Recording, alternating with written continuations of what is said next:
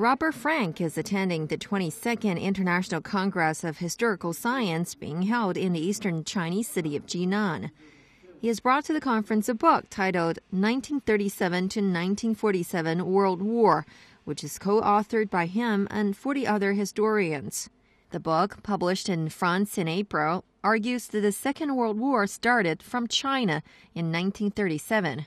The second chapter is called, the third chapter is called La guerre commence en Asie. War is beginning in Asia. It's about, one of the chapters is War ends in Asia with Hiroshima and Nagasaki. We have chapters about resistance. And this chapter about resistance, it's Alia Aglan, the other co-director of the book with me. She wrote this chapter, a huge chapter. Of course, she speaks of all the resistance in Europe, in France, in Netherlands, etc. But she compare also with the resistance in Asia, in particular the Chinese resistance. And that's what's new in the book. It's not only about resistance in Europe, not only about resistance in Asia, but the comparison between these resistance, on one side against Japan and another side against Germany. And that is, of course, a very fruitful comparison. Frank says the starting date of the Second World War could even be considered as early as 1931, when the Japanese first attacked Manchuria in northeast China.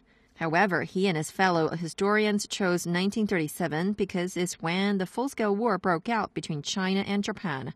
Frank says China was the first country invaded, and that means the first movements of resistance against occupation were in China. Coming years after 1937, the resistance in China was very important. Of course, maybe two resistance, the nationalistic resistance with the Kuomintang behind Chiang Kai-shek, and of course the resistance behind the Communist Party, Mao Zedong. But there was a sort of national unity against Japan. Anyway, until 1946, until the Civil War in China in 1946.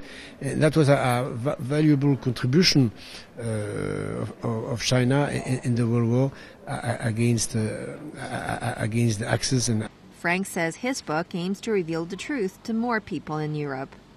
And he's not the only one. Professor Rana Mitter from Oxford University also agrees.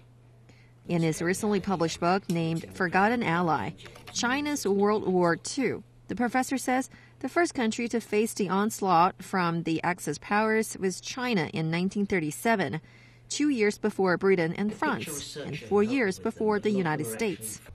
I think Western readers, for the most part, from what I know, have been really surprised and interested by the story that they read in the book. In other words, the story of China's contribution to World War II.